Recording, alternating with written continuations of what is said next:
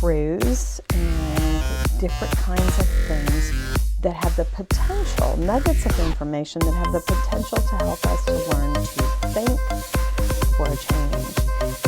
Today, we're going to continue talking about self-discipline. This had to do with setting a pace for the new year. And with the self-discipline, what we're going to talk about is the 40% rule.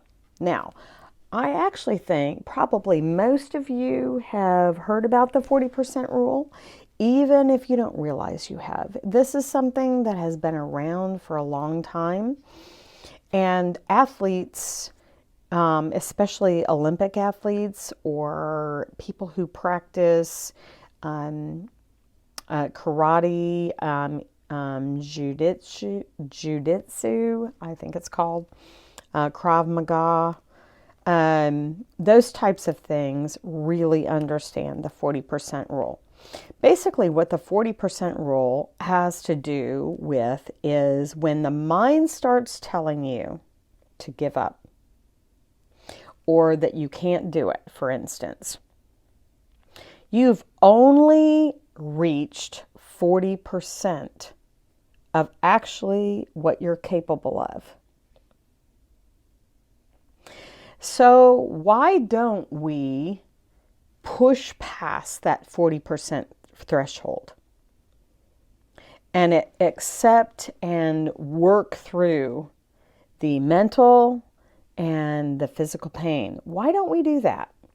Well, that really has to do with self-discipline, which is connected to endurance, or what some people might call perseverance. Because that is what is about pushing past the pain. They talk about this in working out. That let's say that you make a New Year's resolution to start working out again at the beginning of the year. And let's say you're going to work out for 5 minutes, not very long, starting off. You're going to work out for 5 minutes straight. Well, let's say you get to, because you haven't been working out, you get to the first 2.5 minutes and your body is screaming at you. It wants to quit. It's proven that if you will push past that 2 minutes, that you will get past this threshold of pain and literally begin to be able to go farther than you thought you could. We see this also when women are having babies.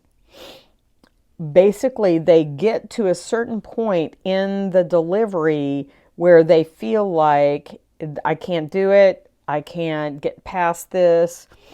And if they will push through that part, then literally they'll be able to finish the actual birth. One of the things they used to use in getting through that part was something called transitional breathing. And one of the things you learn too is that if you get to a certain point, if you will just, I think they call it breathing, box breathing. Basically, you take a breath, you hold it for a certain amount of time, and then you release it. You take another breath, you hold it, and then you release it. And you do that until your heart rate basically calms down and comes back into control. You can use that even in a panic or a crisis moment. You can use that kind of breathing to get yourself back under control. Why? We need to do that because we don't think straight when we're in trauma or emotional stress. But whatever it takes to push through that pain and push past that pain, we can actually take ourselves to a whole nother level.